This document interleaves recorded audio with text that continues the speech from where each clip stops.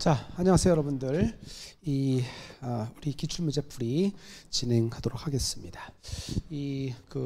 기출문제는요, 이 세상에 어떠한 문제보다도 중요한 문제입니다.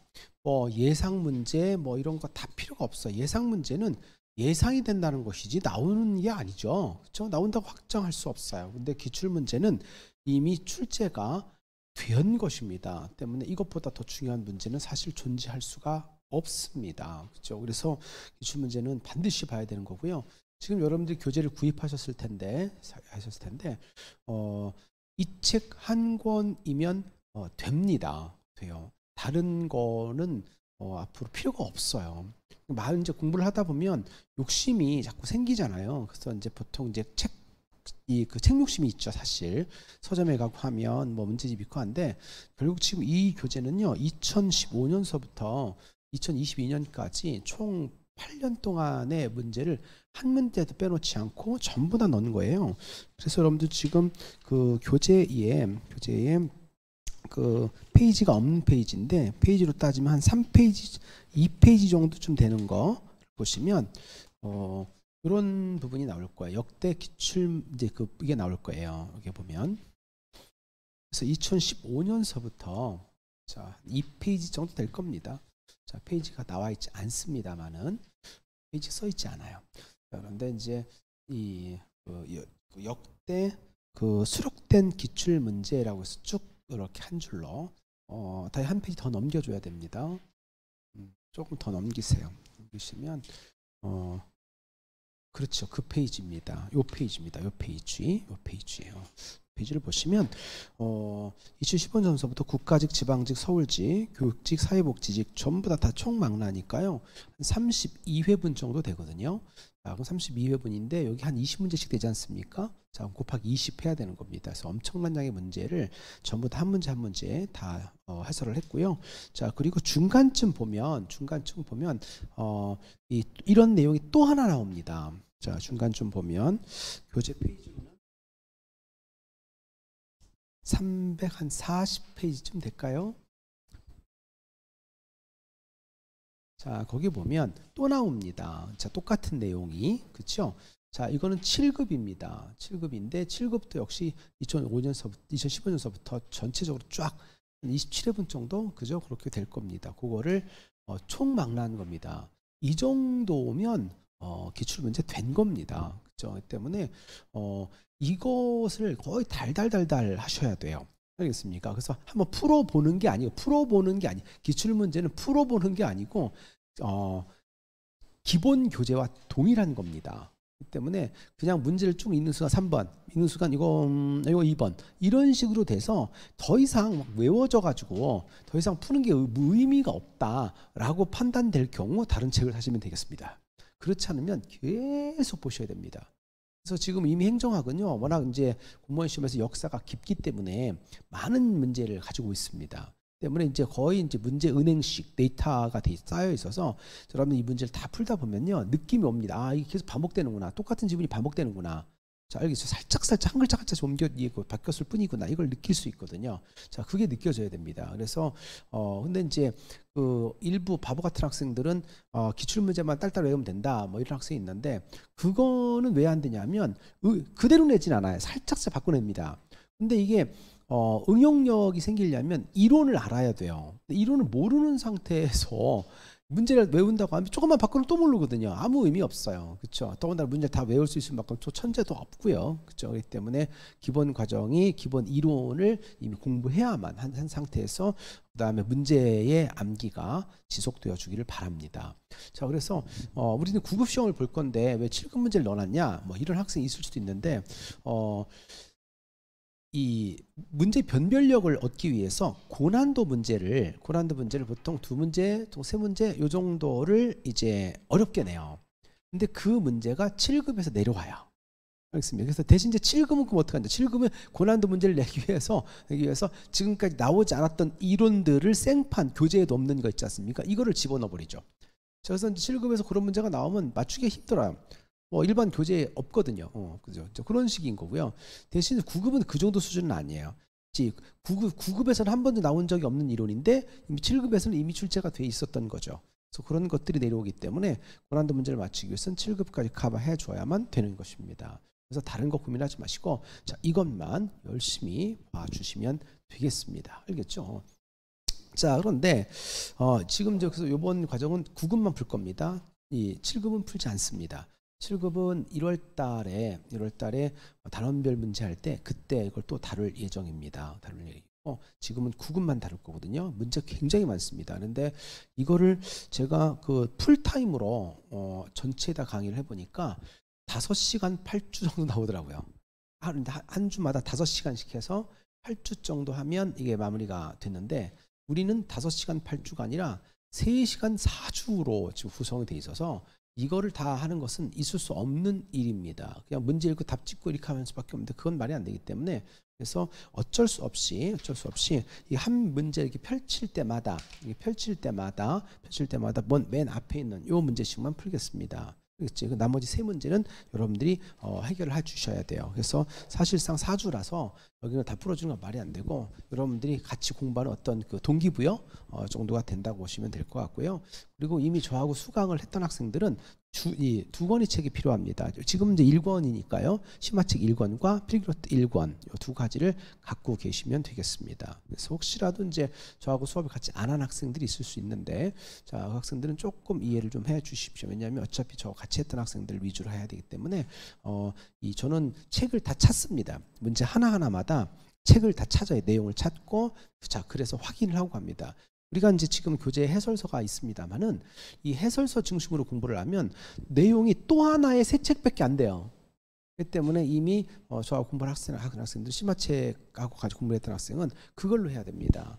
혹시나 이제 구형책을 갖고 있는 학생도 있는데 제가 페이지를 그 구형책은 요거는 챕터가 똑같고요. 페이지 똑같고요. 신형책은 페이지가 양쪽으로 뭐 한 페이지, 2페이지 차이가 날 수 있습니다. 그래서 그거를 감안하셔서 찾으시면 될 것 같습니다. 그래서 하나하나 찾으면서 여러분들도 그런 식으로 공부를 하셔야 돼요. 그래서 기본서에서 익혀야 된다는 것을 잊지 마시기를 바라겠습니다. 자, 그럼 문제를 풀어보도록 하죠. 1번서부터 갑니다. 자, 보기는 공유제에 관련된 설명인데 자, 옳은 것만 묶은 것은 그랬습니다. 자, 공유제한 문제는 기본 필기 노트고요. 자, 필기노트입니다. 자, 필기노트 6페이지입니다. 필기노트 6페이지죠.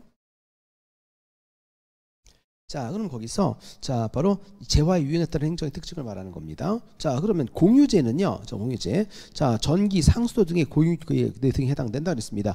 전기, 상수도, 전기, 수도 이거는 공유제가 아니라 뭐예요? 요금제고요. 자, 그다음 민간 부분이 공유제의 공급지가 될 수 있다. 자, 많은 학생들이 이 부분에서 약간 황당하게 생각하는데요. 자, 지금 우리가 알고 있는 공유제는 바닷속의 물고기, 지하수거든요. 그러면 이건 민간 부분이 바닷속의 물고기하고 지하수를 어떻게 만듭니까? 이렇게 묻는데요. 자, 공유제의 기본 속성이 뭐죠? 바로 경합성과 비배제성입니다. 한마디로 뭡니까? 공짜란 얘기입니다. 공짜인데 많이 사용하면 부족해지거든요. 알겠습니다. 이 속성을 가진 건데 예를 들어서 여러분 집 근처에 보면 이게 건물들이 쫙 있어요. 건물들이 뭐 원룸 주택도 있을 수 있고 빌딩도 있을 수 있고 쫙 있는데요. 중간에 한 칸이 건물이 없이 비어 있는 공터가 있는 경우가 있습니다. 자, 다이 그렇지 않니? 그렇죠. 그럼 그 공터는 주인이 없는 땅일까요? 주인이 없어요? 왜 건물이 없어 거기는? 건물이 없어요. 거기는 유독 그것만. 알겠습니까? 자, 그리고 이제 이렇게 막혀 있죠. 그렇죠? 이렇게 이제 벽을 쌓아놨는데요. 대충 이렇게. 그렇죠? 그 주인이 없냐고요? 주인이 없는 땅이 어디 있습니까? 지금 주인이 있는데 그 아저씨가 자, 건물을 아직 안 지은 거죠.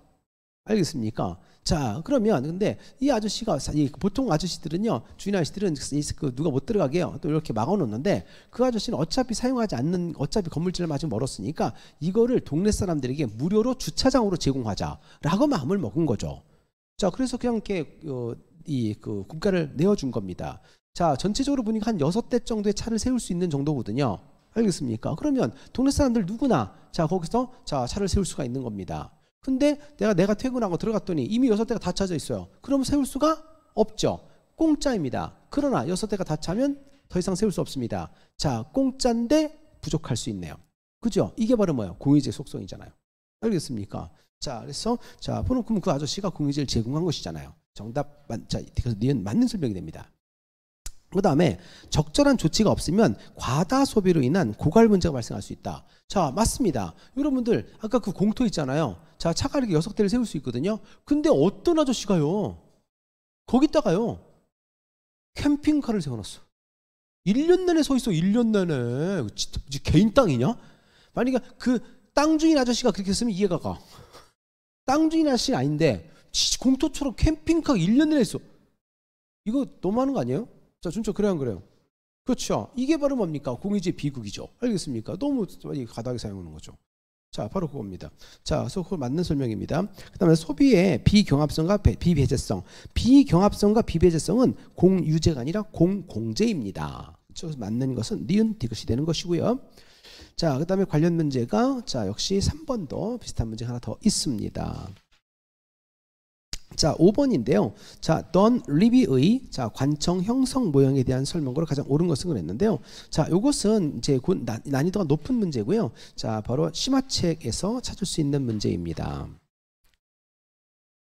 자, 11쪽이었습니다.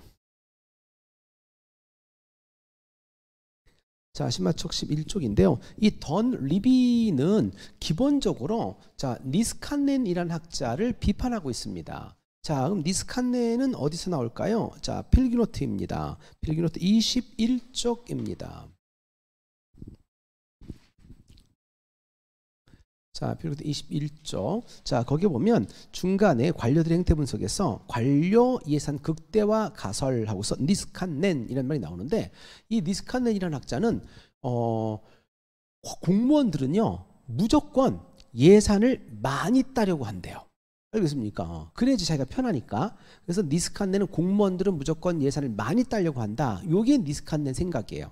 근데 던 리비라는 학자는요 이 이론을 비판합니다. 자, 던 리비는 심화책 11페이지에 있습니다. 자, 거기에 이런 내용이 나오죠. 뭐냐면 높은 공무원들, 고위 공무원들은요 맨날 아무리 예산을 많이 딴다고 해도 그 업무가 똑같은 일이 반복되고 자, 그리고 위에서 감시가 너무 심하면 예산을 많이 따나 마나라는 거죠. 의미가 없다는 겁니다. 이런 일을 하기 위해서 예산 따는 건 의미가 없다는 겁니다. 때문에 이런 일들은 새로운 관청, 공사라든지 공단 같은 이런 새로운 관청을 만들어서 거기다가 넘기려고 하는 경향이 강하다는 겁니다. 그래서 고위공무원들은 예산을 극대화시키려는 것이 아니라 관청을 형성하려는 욕구가 강하다. 이런 얘기거든요. 그래서 이걸 관청 형성 모형이라고 부르죠. 자, 그러면 1번으로 갈까요? 자, 문제 6, 자, 1번. 고위 관료의 선호에 맞지 않는 기능을 민영화시키거나 자, 위탁 계약을 통해 지방 정부나 준 정부 기관으로 넘긴다. 이거 맞는 설명입니다. 정답은 1번이었습니다. 자, 그다음에 합리적인 고위 관료들은 소속 기관의 예산 극대를 추구한다. 아니에요. 고위 공무원들은 자, 바로 소속 기관의 예산을 극대화하지를 걸 원하지 않습니다. 자, 바로 오히려 바로 관청을 형성하려는 성격이 강하죠. 자, 2번 틀렸습니다. 중하위직 관료는 주로 관청 예산 증대를 이익을 얻는다. 자, 여러분들 11쪽 보시면 표가 나와 있습니다. 가운데 파란색 안에 표가 나와 있는데 거기서 관청 예산이라는 게 나옵니다. 예산의 유형에서 관청 예산에 관심이 많은 것은 어디예요? 이전기관이나 계약기관이라고 합니다. 자, 그 얘가 이제 국토교통부나 자, 조달청 이런 데죠. 근데 여긴 지금 문제는 뭐라고 그랬어요? 관청 예산의 증대를 노리는 사람은 중하위 관료다. 중하위 관료가 아니고요. 바로 이전기관이나 계약기관입니다. 그래서 중하위 관료가 아니라 이전기관의 계약기관이에요. 그래서 틀린 거고요. 자, 그다음에 관료들이 자, 정책 결정을 할 때 자, 사적 이익보다는 공적 이익을 우선시한다. 헛소리입니다. 그렇습니까? 자, 그렇기 때문에 정답은 1번이 되는 것이죠. 자, 비교적 심화책에서 풀 수 있었던 내용이었습니다. 자, 그 다음에 쉬운 문제로는 7번과 8번 같은 정치행정 1원론, 2원론 이런 식의 문제를 내기도 했네요. 그죠? 이런 것은 기본 과정에서 충분히 풀 수 있어야 되는데요. 자, 마침 9번 문제가 그거니까 같이 풀어보도록 하겠습니다. 자, 9번 정치행정 1원론에 대한 설명을 오른 것은 행정국가의 등장과 연관성이 있다. 자, 여러분들 정치행정 1원론은 행정이 자, 춘철군 행정이 뭐도 해야 된다는 거죠? 정치까지 해야 됩니다. 한마디로 행정의 역할이 커져야 되는 거죠. 그럼 정치행정 이론이 최초로 나온 시기가 언제입니까? 정치행정 이론이 처음 나온 시기. 최초의 정치행정 이론론이 뭡니까? 자, 여러분 필기노트고요. 필기노트 4페이지입니다. 필기노트 4페이지. 4페이지를 보시면 최초의 정치행정 이론론은 통치기능설입니다. 알겠습니까? 그럼 통치기능설이 언제 시작했습니까? 준철군 연도를 불러주세요. 1930년대입니다. 1930년대 무슨 일이 있었습니까? 대공황입니다. 그 대공황을 극복하는 과정 속에서 정부의 역할이 커지면서 행정국가가 시작되는 겁니다. 알겠습니까? 자, 한 번 더 볼까요? 자, 여러분들 8페이지로 갑니다. 필기노트 8페이지입니다. 자, 거기 보시면 소극적 기능과 적극적 기능이라는 게 있습니다. 자, 그래서 적극적 기능이 되는 게 바로 행정국가 시대입니다. 그 행정국가 시대가 바로 언제부터 시작된다. 여러분들 손으로 직접 써놨을 겁니다. 뭐라고 돼 있어요? 대공황입니다. 알겠습니까? 대공황 때부터 바로 행정국가가 시작됩니다. 알겠습니까? 자, 이걸 여기서도 확인할 수 있지만 여기서도 확인할 수 있습니다. 자, 확인할 때가 너무 많은데요. 34쪽 필기로 34입니다. 필기로 34페이지입니다. 자, 보시면 표가 나오고요. 자, 바로 행정국가로 가는 그 앞에 1130년대 대공황이라고 나와 있습니다. 그렇죠? 자, 바로 1930년대를 기점으로 행정국가 현상이 일어난 거고 그게 정치행정 일원론입니다. 그러므로 1번은 맞는 것이었습니다. 자, 기본 과정으로도 충분히 풀 수 있는 문제였고요. 자, 두 번째, 윌슨이 행정연구가 공헌했다. 윌슨, 자, 다이양, 윌슨이 누군데요? 그죠, 행정 아빠입니다. 자, 윌슨이 만든 행정 이론이 뭡니까? 그렇지, 행정관리설 필기노트 3페이지입니다. 자, 필기노트 3페이지를 보시면 바로 행정관리설은 정치행정 이원론입니다. 틀린 설명입니다. 정치는 의사결정의 영역이고 행정은 결정된 내용을 집행한다. 정치는 의사결정이고 행정은 집행한다. 한마디로 정치와 행정은 분리한다 라는 뜻입니다. 역시 틀린 설명이 됩니다. 자, 그 다음 행정은 경영과 비슷해야 하며 행정이 지향하는 가치로 절약과 능률을 강조한다 그랬습니다. 행정과 경영이 비슷하다고요?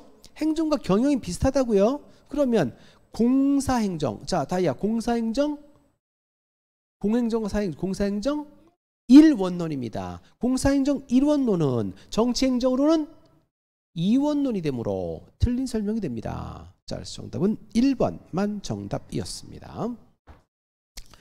자, 이번에는요. 자, 10페이지에 1번 행정 이론서부터 공부해 볼게요. 자, 1번 행정 이론에 대한 설명으로 옳지 않은 것은 그랬는데요. 자, 행정관리론에서는 계획과 집행을 분리하고 행정관리론. 자, 다이 행정관리 어디 갔마? 됐어, 마. 맞다. 자, 그러면 자, 행정관리론. 자, 준철군 행정관리론을 만든 사람이 누구라고요? 윌슨입니다. 윌슨은 아까 말한 정치행정 이원론자인데요. 근데 여기서 뭡니까? 계획과 집행을 분리하고 권한과 책임을 명확히 한다. 맞네요. 그렇죠? 자, 바로 계획과 집행. 계획은 정치가, 자, 그다음에 집행은 행정이 분리하는 거 맞습니다. 1번 맞는 설명이고요. 신행정학에서는 자, 신행정학 준철군 신행정학 만든 사람은 누굽니까? 뭐라고요? 신행정학 만든 사람이요? 왈씨입니다. 왈씨. 그래요. 왈도입니다. 자, 왈도. 그럼 신행정학에서는 정부의 적극적인 역할과 적실성 있는 정책 수립을 강조했다. 자, 여러분들 신행정학이 유행했던 시기가 언제입니까? 그렇습니다. 그때 무슨 일이 있었나요? 그렇죠. 베트남전이나 빈부격차 또는 인종 갈등 이런 사건들이 있었고요. 그 문제를 해결하기 위해서 행정의 적실성과 문제 해결 능력을 중시했던 겁니다. 자, 맞는 설명이잖아요. 그럼 뉴거버넌스에서는 자, 공공참여자의 활발한 의사소통, 수평적 합의, 네트워크 촉매자로서의 정부 역할을 강조한다. 뉴거버넌스는 뭡니까? 바로 정부와 민간이 협력하는 거거든요. 같이 가는 겁니다. 맞는 설명입니다. 자, 신공공 서비스론. 여러분들 이 신공공 서비스론은요, 정말 극단적으로 중요합니다. 자, 그래서 이것은 반드시 알아야 될 내용입니다. 자, 신공공 서비스론 심화책으로 갑니다.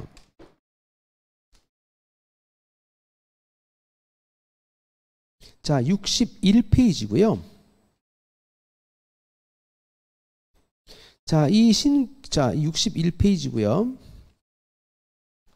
자, 거기에 보면 표가 나오죠. 자, 거기서 세 가지 전통적 행정이론하고 신공공관리론하고 그 다음에 신공공서비스론 세 가지가 나오는데, 적어도 신공공관리론과 신공공서비스론에 대한 표 전체를 완전히 외워야 됩니다. 워낙 극단적으로 많이 출제됩니다. 알겠습니까? 그렇기 때문에 자, 바로 신공공관리론과 신공공서비스론의 사례 전체를 완벽하게 외워두세요. 알겠습니까? 자, 그러면 자, 옆 페이지를 볼까요? 그러면 신공공서비스론에서는 시민을 주인이 아닌 고객의 관점으로 본다 그랬습니다. 자, 여러분들 지금 그 표 보고 있죠? 자, 공무원의 반응 대상이 자, 고객인 누구예요? 신공공관리론이잖아요. 그렇죠? 신공공서비스론은 고객이 아니라 뭡니까? 시민입니다. 그렇죠? 자, 때문에 자, 바로 틀린 설명이 정답 4번이 틀린 설명이 됩니다. 자, 그 다음에 12페이지 5번 문제 보겠습니다. 자, 이게 오늘 지금 풀어야 될 분량이 90페이지 정도까지이기 때문에 이게 장난이 아닙니다. 자, 그래서 자, 이렇게 풀 수밖에 없고요. 만약에 이제 지금 여러분들 기본 과정이 어느 정도 이제 이론을 같이 공부한 상태인 학생들은 다 못 풀어주더라도 여러분들이 반드시 다 해내야 되고요. 지금 처음 와가지고 처음 온 학생들은 이 아직 준비가 안 됐기 때문에 전체를 다 안 풀어도 돼요. 그냥 내가 풀어주는 것만이라도 이해를 하면서 아, 요걸 보면 알 수 있구나. 뭐 그 정도만 해도 훨씬 내가 앞으로 공부하는데 도움이 많이 될 거라고 믿습니다. 자, 근데 이번에 합격을 목표한 학생들은 다 하셔야 됩니다. 자, 다음 중 신공공서비스론에 대한 설명을 옳지 않은 것은 또 공공서비스론입니다. 또 공공서비스론. 자, 그럼 1번 정부의 역할은 시민에 대한 봉사이다. 그렇습니다. 자, 여러분들 지금 아까 그 표죠. 61페이지 표를 보시면 자, 심화책입니다. 자, 표를 보시면 자, 바로 신공공관리론은 방향잡기고요. 자, 신공공서비스는 봉사입니다. 때문에 1번은 맞는 설명이 됩니다. 자, 두 번째, 자, 기대하는 조직은 주요 통제권이 조직 내에 유보된 분권화된 조직이다 그랬습니다. 분권하냐 아니냐 이 문제인데 이것도 이 표로 봅니다. 자, 표를 보시면요, 뭐를 보시냐면 그 표의 하단 부분 기대하는 조직 구조입니다. 자, 기대하는 조직 구조 확인했습니까? 자, 거기에 보되 신공공서비스로는 분권하고요, 신공공서비스로는 협동적 조직입니다. 이 표 자체를 완전히 씹어 먹어야 됩니다. 알겠습니까? 자, 때문에 자, NP 분권화된 조직은 NPM이지 NPS가 아닙니다. 틀린 거 고르는 거므로 정답은 2번이 됩니다.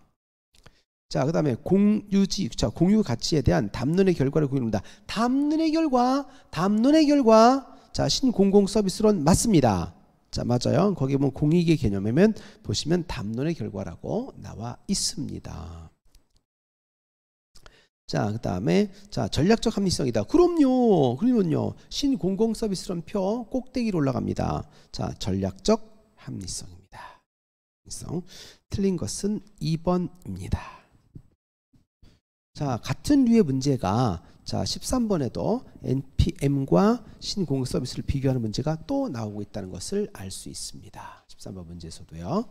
자, 13번 문제가 아니라 미안합니다. 7번 문제. 7번 문제 바로 옆에 페이지 보시면 지금 바로 옆에 있는 문제 보면 역시 이것도 신공공관리론과 신공공서비스론을 비교하고 있는 것을 확인할 수 있습니다. 그렇죠? 자, 이번에는 9번으로 가겠습니다. 자, 뉴거버넌스론에서 강조하는 자, 공공 문제 자, 해결 방식으로 옳은 것은 있습니다. 뉴거버넌스입니다.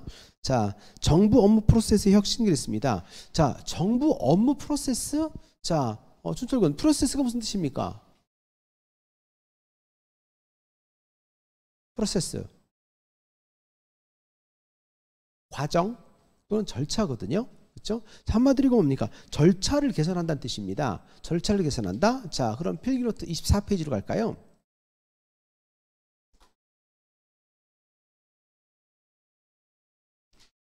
자, 필기노트 24페이지로 가시면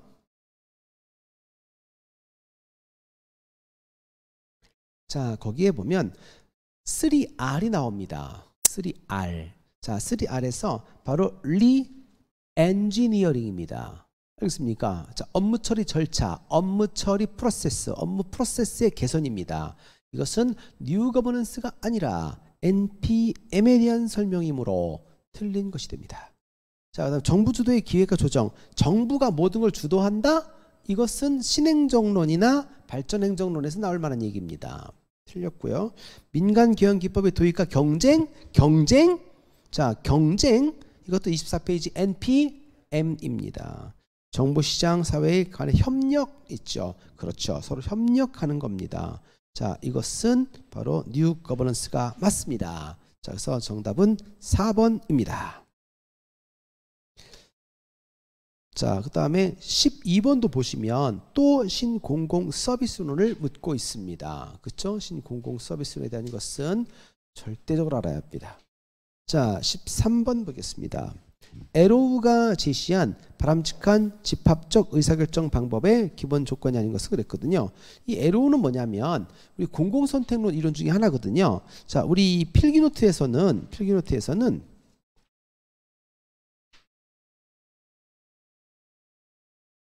자, 21쪽 볼까요? 필기노트 21.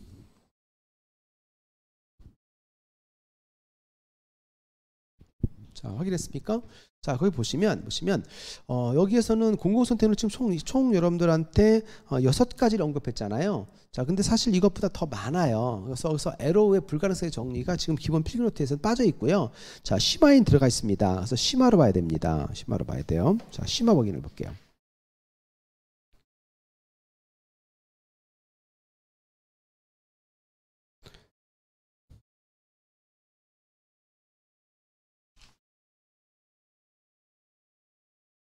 자, 심화로 48페이지입니다. 심화로 48페이지에서 49페이지로 넘어가는 겁니다. 자, 49페이지에 나와 있네요. 자, 바로 이 사회적 선택의 5가지 가능성의 조건. 그거거든요. 그게 에로우입니다. 이게 뭐냐면 우리가 사회적 선택을 할 때는 이 5가지 조건을 모두 맞춰야 된다는 겁니다. 그런데 이게 하나하나는요. 자, 하나도 어려운 게 아니에요. 그런데 하나도 어려운 게 아닌데 그런데 이게 전체적으로는요 이걸 다 맞출 수가 없다는 거예요. 그래서 5가지 바로 불가능의 이 5가지가 완벽히 맞추는 것은 불가능하다. 그래서 불가능성의 정리라고 부르는데 자, 첫 번째가 뭐예요? 파르테의 원리입니다. 이 파르테의 원리는 뭐냐면 모두가 바로 A보다 B를 원하면 사회적 선택이 B가 돼야 된다는 겁니다. 뭐 당연한 얘기고요. 자, 이행성의 원리, 이건 합리성의 원리라도 부르는데 자, 바로 B보다 자, A를 선호하는 사람이 더 많고 C보다 B를 선호하는 사람이 더 많다면 결국 C보다는 A를 선호하는 사람이 많아야 된다는 겁니다. 뭐 당연한 거 아닙니까? 자, 그 다음에 독립성의 원리, 다른 사람에게 영향을 받지 않고 자기의 의지에 따라 결정해야 되고요. 비독재성의 원리, 이건 뭡니까? 자기가 독재로 결정하지 말고 다른 사람의 의견을 충분히 수렴하는 뜻입니다. 자, 그 다음에 선호의 비제한성, 나는 어떤 거든지 내가 원하는 것을 선호할 수 있어요. 선호에 대해서 제한이 없어야 된다는 겁니다. 자, 그러면 5가지인데요. 자, 문제로 들어갑니다. 자, 에로우가 제시한 바람직한 집합적 의사결정 방법의 기본 조건이 아닌 것은 집단의 선택 과정은 합리적이어야 한다. 그렇죠. 이게 바로 합리성의 원리입니다. 그 다음에 개개인의 선택의 자유가 제한돼서야 한다. 이게 뭡니까? 선호의 비제한성입니다. 어느 누구도 집합적인 선택의 과정에서 대해서 결정적인 영향을 행사해서는 안 된다. 한마디로 뭡니까? 비독재성의 원리입니다. 비독재성의 원리. 자, 그 다음에 두 대안에 대해 개개인의 선택 행위는 두 대안뿐만 아니라 제3의 대안도 고려해야 한다. 이건 뭔 소리냐면요.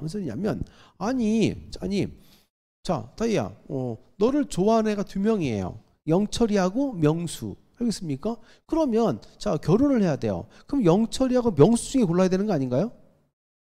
그렇지. 근데 왜 정해인을 생각하죠? 자, 그거는 말이 안 되는 겁니다. 알겠습니까? 자, 지금 너를 좋다는 애가 영철이하고 명수인데 아니 이게 정해인 알겠습니까? 이건 말이 안 되는 소리거든요. 자, 그러므로 자, 4번 헛소리인 것입니다. 자, 그래서 4번이 정답이죠. 자, 그 다음에 바로 옆에 페이지 보시면 15번도 보시면 신공공 서비스론을 또 언급하고 있습니다. 이렇게 계속 극단적으로 반복하고 있는데 자, 우리가 신공공 서비스를 놓쳐서는 안 되겠습니다. 알겠죠? 자, 17번으로 가죠. 자, 행정학 이론의 발달에 대한 설명으로 옳지 않은 것은 행정관리설은 행정의 기본 가치로서 능률성을 강조했다. 자, 행정관리설 필기로서 3페이지입니다. 자, 필기 3페이지 바로 윌슨이 만든 행정이론인데요. 자, 거기에 보면 능률성입니다. 자, 다이아 무슨 능률성인데요? 그래요, 기계적 능률성입니다. 자, 그 다음에 행태주의는 과학적 설명보다는 실질적인 처방을 강조했다. 아니요. 자, 행태주의는 행정에서 가장 과학적인 겁니다. 알겠습니까? 그래서 처방성을 원한 게 아닙니다. 자, 다이아 처방성을 중시하겠던 건 뭔데요? 행태론과 라이벌인데요. 그렇죠. 신행정론입니다. 맞아요. 그래서 자, 실질적 처방을 강조했던 건 신행정론입니다. 그래서 2번이 자, 지금 틀린 설명입니다. 자, 그다음 호손 실험에서는 비공식 집단의 역할을 주목했다. 맞아요. 우리 호손 실험에서요. 호손 실험에서 어떤 일이 발생했냐면 사장님이 20% 일을 더하면 50%의 월급을 더 준다고 그랬습니다. 자, 근데 아무도 안 했습니다. 누가 하지 말라고 그랬죠? 동아리 회장이 하지 말라고 그랬습니다. 알겠죠? 그래서 야, 이 동아리 회장 살벌하구나. 알겠죠? 이걸 비공식 집단의 중요성을 알게 된 겁니다. 윌슨은 정치행정 이원론이다. 맞잖아요. 그렇죠? 자, 때문에 정답은 2번이었습니다.